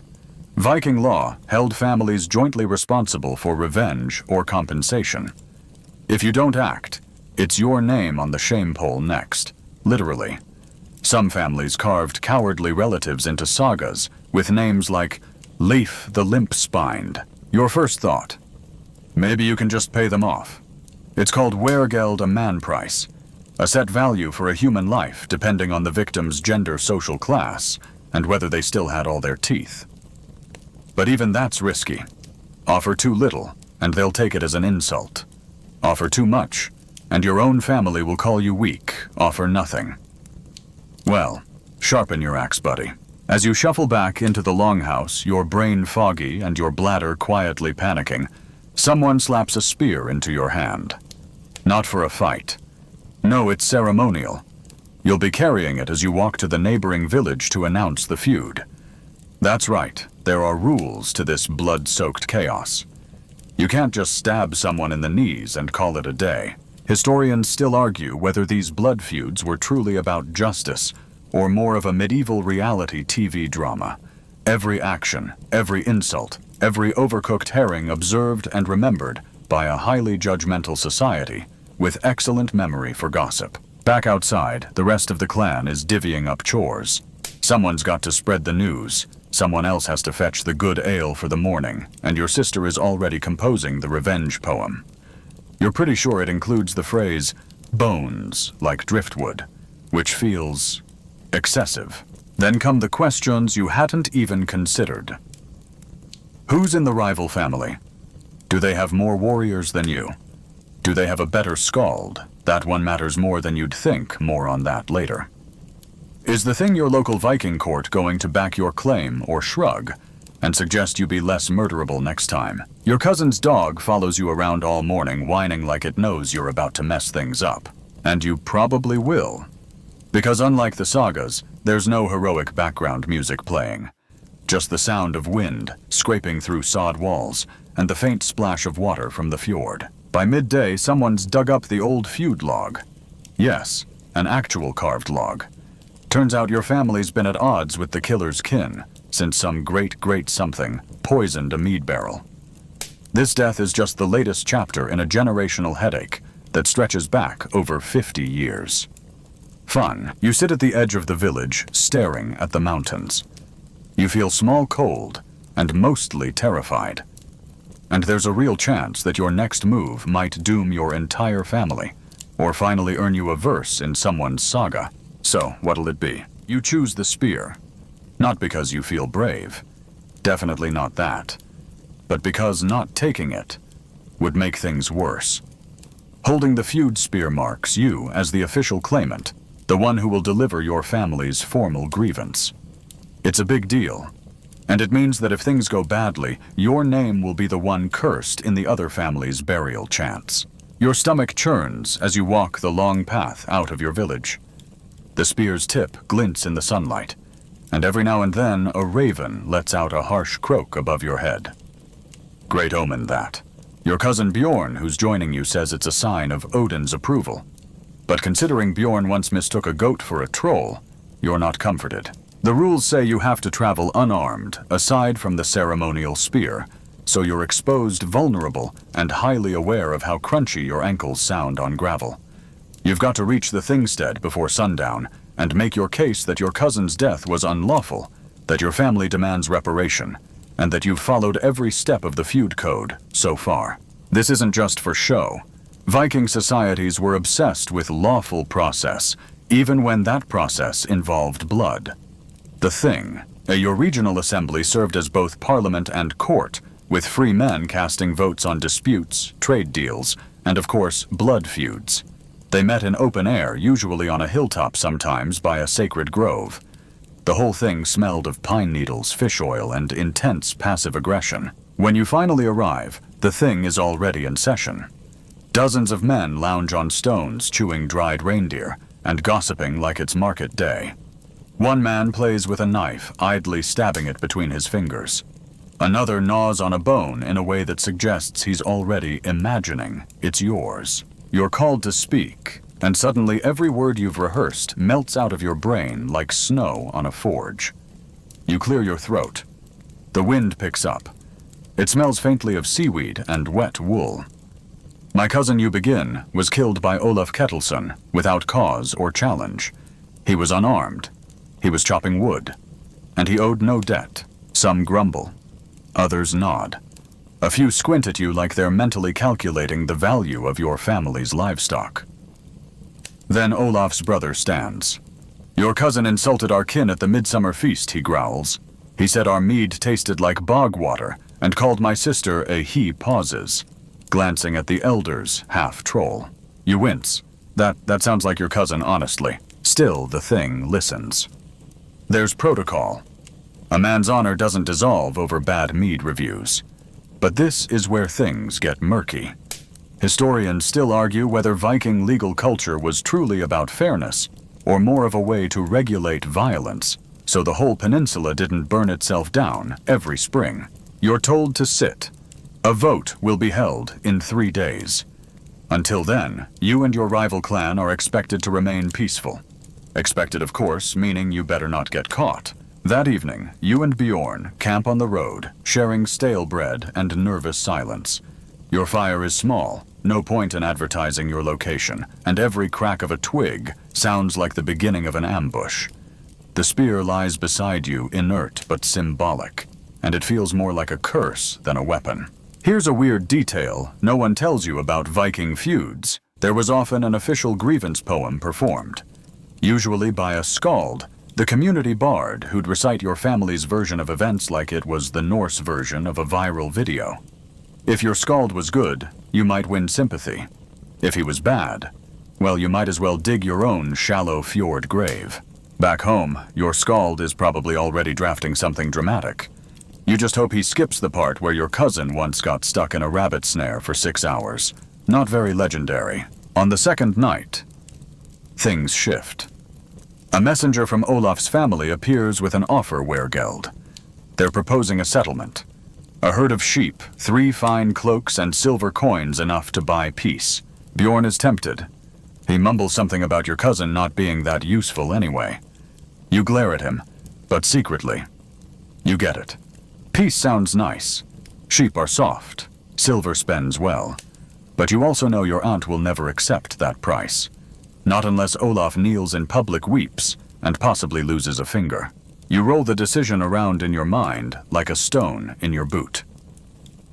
Accepting the offer would make you look merciful, or weak, or maybe smart, or maybe cowardly. And this is the maddening core of Viking justice. There is no right move. Only choices with consequences whispered about for generations. The next morning you give your reply, no deal. You're seeing this feud through. The messenger nods as if he knew you'd say that. His eyes are calm. Too calm. Then be ready, he says, to answer when the blood comes knocking. You make it back to your village, and the tension crackles in the air like a storm about to break. Word of your rejection spreads faster than gossip at a feast. The older folks nod grimly. The younger ones sharpen axes they probably don't know how to use. You try to act confident, but every time you pass a doorway, you imagine an arrow thudding out of it. It's not paranoia, it's etiquette. Under feud law, there's a window where the offended party can be attacked at any time. The exact length varies by region and season, but let's just say, sleep is a luxury now. Still, you've got things to do. Mainly prepare for retaliation. And Viking retaliation isn't just about swinging swords. It's performance art. There's the ritual of need, where someone carves an insulting poem into a rune stick, or even erects a needstang, a pole, topped with a horse skull, and pointed at your enemy's land, like a very passive-aggressive weather vane. Your uncle wants to build one. Let the gods know they're cowards, he mutters, and maybe it'll curse their crops. You nod politely, then quietly tell Bjorn to keep him away from the good lumber. Then comes the part you've been dreading, fortifying your homestead. You help raise makeshift walls, logs tied with rope spikes at odd angles, the Viking version of a very angry fence. You assign night watches. The goats are annoyed by all the activity. So are you. One morning, the sky bruises over with clouds, and you find tracks near the edge of the forest. Heavy. Deliberate. Not your people's. A few are barefoot, which is never a good sign. Bjorn suggests they might be trolls. You suggest he try sleeping. But you both know what this means. Olaf's family is scouting. The thing hasn't voted yet, but in Viking feud culture, votes are often optional, especially when insults are involved. And let's not forget your cousin's last words may or may not have included something about Olaf's mother and a seal. That night you don't sleep. Neither does anyone else. The village is a knot of nerves and whispers. Then just before dawn, the dogs start barking. You grab a torch, and your axe, not the ceremonial one, but the real one. The one with the crack in the handle, and a dried bit of blood that you never asked about. You rush outside, heart hammering, and nothing happens. False alarm. A fox maybe, or a spirit, or your own rising panic. You stare into the woods and imagine every branch as a spear, every gust of wind as an arrow whistling your name. You're learning something now. Viking blood feuds weren't always swift, glorious battles. Sometimes they were slow, psychological, like being hunted in your own bed. Here's a fringe fact. Some Viking families used berserkers, wild trance-like warriors who fought in animal skins and may have consumed hallucinogenic mushrooms before battle. Historians still argue whether this was ritualized madness or just a clever form of intimidation. Either way, you're suddenly wondering whether Olaf's brother, who was foaming slightly during the thing, might be one of them. 3 days pass. The vote at the thing is announced. You hike back with your kin, this time, more of an entourage than a procession. Faces grim, beards, oiled axes checked twice. The verdict: Olaf's family owes you blood or silver. The thing won't stop you if you take revenge, but it also won't protect you from theirs.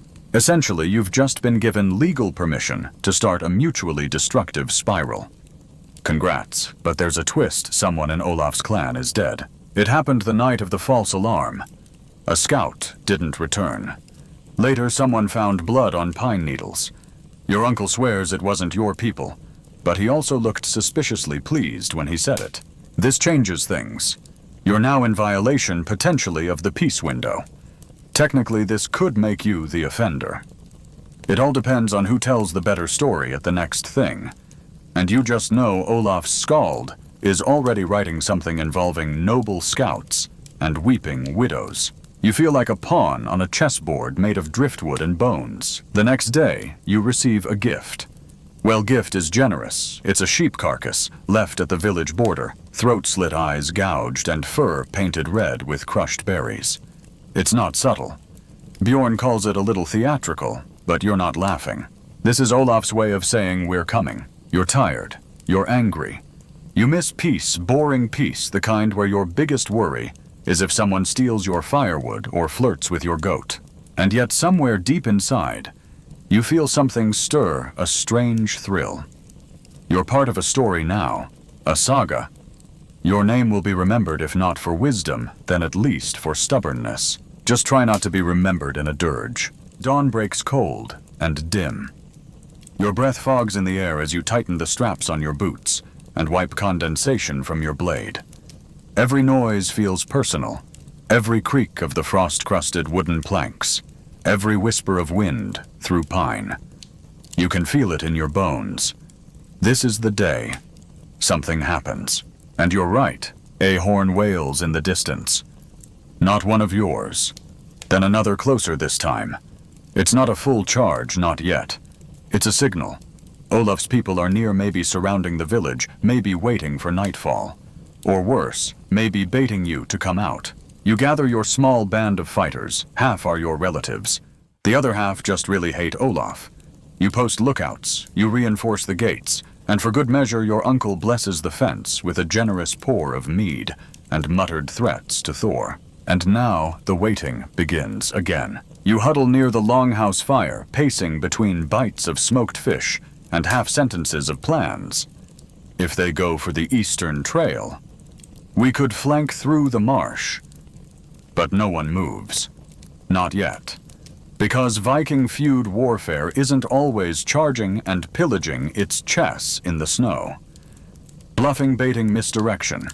Patience is a weapon. Midday drips into dusk.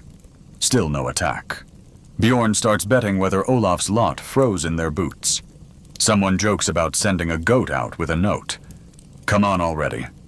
You laugh, but it's tight around the edges. You haven't slept in what feels like a month.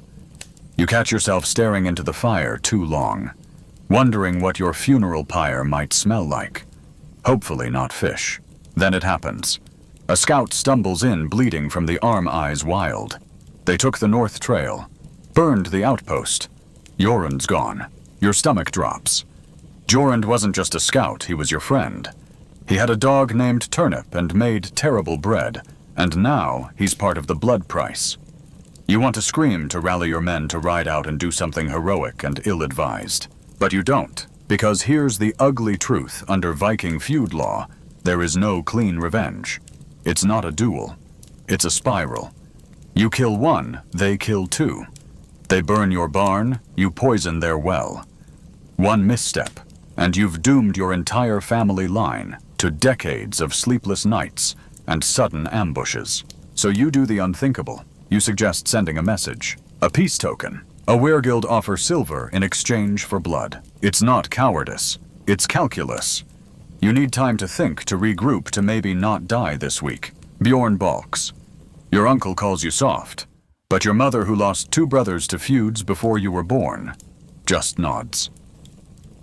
Quietly, she puts a handful of her own silver rings into the pouch. You send a young runter fast and light, holding a white cloth and the heavy purse, and then you wait. Again. 2 days pass. Olaf doesn't answer. Historians still argue whether Viking women had formal roles in feuds. Some say they were merely collateral. Others say they brokered more peace than men ever admitted. But when Olaf's sister arrives at your village gate, fur-wrapped and frostbitten, you start to believe the latter. She's calm, colder than the snow. She tosses back the silver pouch untouched. Then she says, "You want peace? You'll need more than coins." She leaves a bone carving in your palm, a serpent biting its own tail, the old symbol of endlessness. Cycles, feuds. You're back where you started, and worse now, everyone knows you tried to settle. That night your dreams are a fever swamp of fire and ash. You wake to your house smoldering, just a warning blaze, but enough to blacken the beams. The message is clear: or more delays. You call your fighters, you oil your blade. Tomorrow you ride. You'll hit Olaf's clan before dawn at their southern outpost. It's risky, it's reckless, and it's everything they won't expect from someone who just tried peace. But in Viking feud law, honor's a currency too, and yours is dangerously low. The stars haven't yet faded when you tighten your cloak and mount your horse. The air bites sharp at your cheeks, crisp with pine, and the distant acrid tang of smoke still curling from your half-burned longhouse. No battle cries, no grand speeches, just the sound of hooves crunching frost and the steady thrum of your own heart in your ears. You lead 10 men, 11 if you count Bjorn's cousin, who insists on tagging along even though he sneezes when nervous, and has never actually killed anything besides a squirrel. You try not to think about it. There's no room for doubt today. The outpost lies near the fjord bend, where Olaf's people store food and livestock through the winter. Hit them there, and you won't just wound them, you'll gut their ability to survive until spring. You ride hard, fast, silent. By the time you reach the outpost, the horizon's just starting to blush pink with dawn.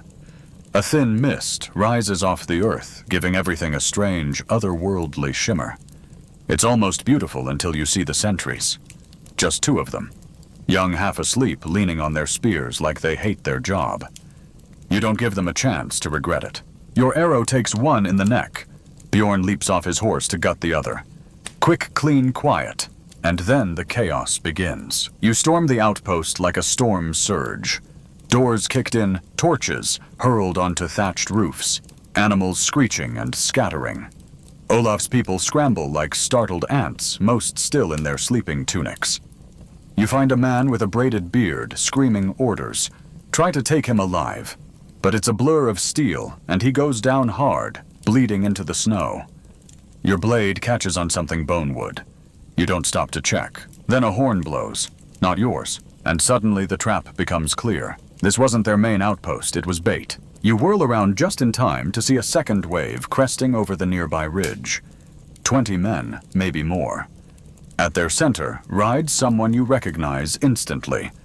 Olaf. He looks older than you imagined. Grizzled. One eye slightly drooping like an old hound's. But the axe in his hand gleams wickedly, and the look he gives you isn't rage. It's satisfaction.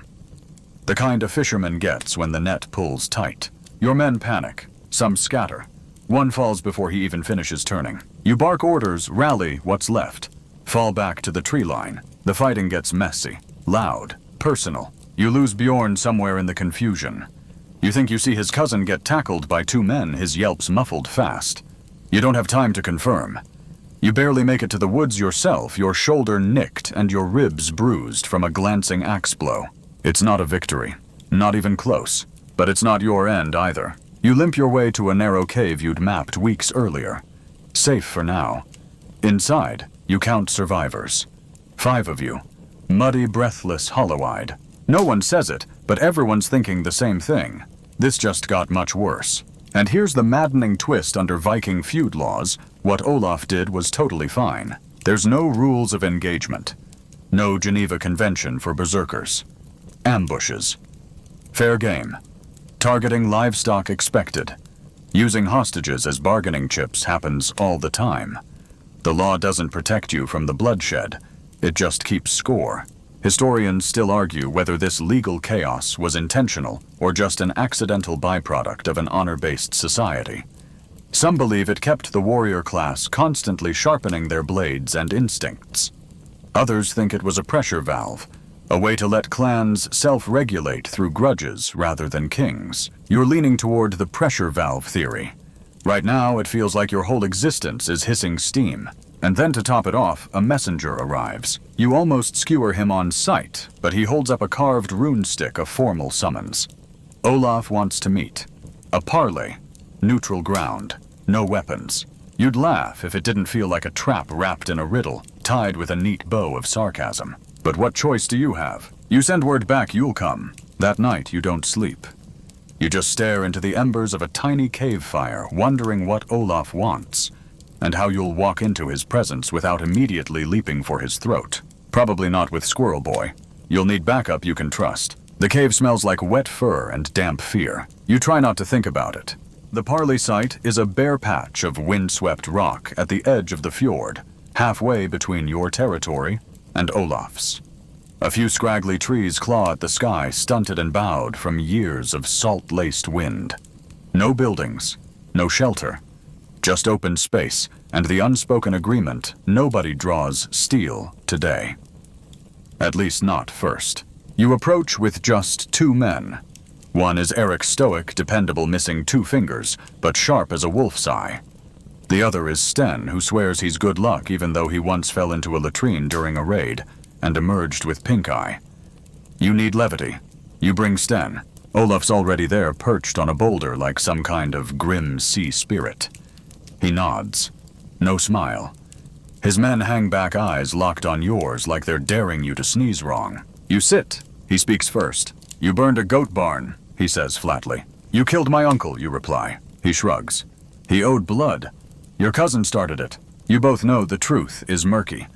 Technically, your cousin might have struck first, but Olaf's kin had been taunting him at the midsummer feast, waving around a stolen ring and boasting about his mother's habits. And then there's the mystery of the poisoned mead, which neither side admits to brewing. Historians still argue whether these blood feuds were genuinely about justice, or mostly about escalating honor contests no one could back down from. Some call them proto-lawsuits with axes. Others compare them to generational gang wars. Either way, you're in too deep now to stop. Olaf eyes you with a predator's patience. I propose a weregild, he says. You pay, we call it even. Your jaw tightens. The weregild, literally man price, is an old custom, a way to resolve killings with silver instead of steel. It's measured in cows' coins, or sometimes even slaves. It's also deeply insulting if the blood spilled was close to your heart. How much, you ask, voice taut. He names a number. You nearly choke. That's double what your brother was worth, you snap. He had 2 wives, Olaf counters. That's double grief. You want to throw something. Preferably Olaf. But the law is on his side. Technically. Still, you negotiate. Barter, like it's the market stall back in town. Eventually, you hammer out a deal, half now, half in spring, and a guarantee of truce until then. No sneak attacks, no cattle theft, no hired assassins. I'll need a hostage, Olaf says, almost casually. You blink, excuse me. A boy. Someone you value. To ensure peace. You laugh dry and sharp. What will you give me? My daughter's hand in marriage, he says, without missing a beat. Now that throws you. Marriage in Viking culture is as much political chess as it is personal union. It forges alliances, calms, feuds, shifts power. His daughter Astrid is rumored to be clever, fluent in runes, and fond of knives. You're not sure if that's appealing or terrifying. You hesitate. I'll think on it. He nods once, rises, and walks away. No farewell. No handshakes. Just the rustle of cloak and the crunch of boots on frost-bitten stone. Later, around your campfire, Sten nudges you with an elbow. So, wedding bells. You grunt. More like battle horns with flowers. Still, the idea festers in your brain. Marrying into Olaf's family would bind you into the very clan you've been spilling blood against. You'd gain peace but lose the purity of your vengeance. And what would your own kin say? Your mother who still wears black for her brother. Your sister who once swore to gut Olaf herself. Quirky fact, some Norse weddings involved mock kidnappings to symbolize the bride leaving her family. You wonder how Astrid would take that. Probably with a real blade to your throat. You dream strange dreams that night. In one, Astrid's stabbing a roast pig while laughing. In another, Olaf is your father-in-law and won't stop asking if you've made heirs yet. You wake up groggy, conflicted, and more tired than when you lay down. Back in the village, news spreads fast. Some cheer the truce. Others fume. Your sister throws a fish at you. Your mother just stares. No words, just disappointment. You don't mention the marriage offer, not yet. Instead, you count silver, prepare the weregild, and begin rebuilding what's left of your longhouse. Again. Third time this year. As you hammer in a beam, a child runs up your cousin's boy, barefoot and wide-eyed. They say Olaf's people are hunting a bear, he says. Want to go watch? You look toward the woods. You've got bigger beasts to worry about. The bear is never caught, of course. It slips through the pines like a shadow, smarter than any of the men hunting it. Probably because it doesn't spend its free time arguing about bloodlines and dowries. But the distraction gives everyone a much-needed break from the tension. Even your sister stops glaring at you long enough to repair a fishing net. You've sent the first half of the weregild 10 bars of silver, a chest of dyed wool, 2 cattle, and a necklace your aunt wept to part with. Olaf's men accepted it with stone faces, the kind that say, "This isn't over," without using words. You wonder if they even want peace, or if blood has just become a habit. No one knows how to quit. Still, the village feels quieter. Not peaceful exactly, but less like a tinderbox waiting for a spark. That is until the messenger comes riding in at dawn. He's on a lathered horsehair, willed one boot missing.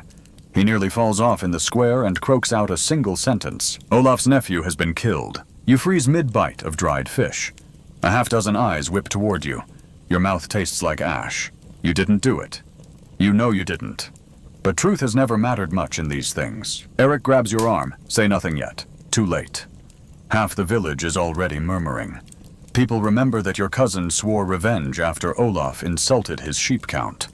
They remember how you stormed out of the parley. And they know how convenient it is that Olaf's heir is now out of the way, just before any marriage alliance could seal the truce. Historians still argue whether Viking blood feuds were ever truly escapable once begun. Some believe diplomacy could succeed, but only if everyone played by the rules. Others point out how often those rules bent under the weight of pride, rumor, and bad luck.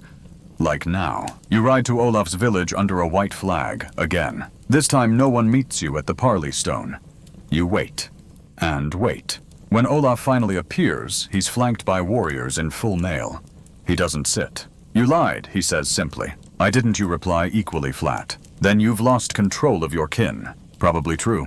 You haven't seen that cousin in days. He steps forward, pulls something from beneath his cloak. It's a small blood-stained cloth, embroidered with your family's symbol, a leaping wolf. This was found near the body. Your stomach churns. The wolf sigil is on everything from blankets to belt buckles. Anyone could have dropped it. But logic won't help you here. Not with the wind howling and eyes watching. I'll find who did this, you say. You have 3 days, Olaf replies. After that, I take payment in blood. You ride back faster than the wind. Every branch seems to scratch accusations across your skin. You feel hunted like the bear that vanished days ago. Back home, the search begins. You question everyone, interrogate cousins, check alibis. No one admits to anything. But Sten the pink-eye guy, remember him, finds something by the river. A pair of boots caked in mud and blood. Your cousin sighs. Tucked inside a note. One word, justice. You don't know whether to scream or laugh. Justice in Viking terms is a blunt instrument. There's no grand court or forensic team. Just retribution, fast, personal, and messy. You drag your cousin back by the scruff like a misbehaving dog. He's defiant, claims Olaf deserved worse. You slap him. The village watches. You've never felt so alone. Even your mother turns away. You know what must be done. That night by firelight, you stand before the people and declare your own cousin an outlaw. You strip him of protection. Anyone may harm him, no vengeance owed. He flees into the woods, spitting curses. Quirky fact, outlawry in Norse law was sometimes considered a fate worse than death. Not because you died, but because you didn't. You just lost all human ties. You ride to Olaf once more, boots heavy with dread. You throw the outlaw's name at his feet. Olaf studies your face, then nods. A grudging acceptance. Second half of the Were-Guild still do, he says. Because of course he does. You nod. And the marriage. He raises an eyebrow. Still want it? Do you honestly, you're not sure anymore. But you say yes anyway. Not for peace. Not for love. For survival. Astrid arrives the next day in full armor. She takes one look at you and mutters, I expected taller. You fall in love a little. The wedding is scheduled for midsummer. There's music mead, and much passive-aggressive glaring. Nothing says, blessed union, like guests seated according to who hasn't tried to stab each other lately. You wear your best tunique undyed wool, with silver stitching your mother embroidered herself. Your bride Astrid arrives on a horse bigger than some boats. She dismounts without help, and adjusts her own sword belt before greeting you. You smell like goat, she says. You smile, it's my best scent. The ceremony itself is brief.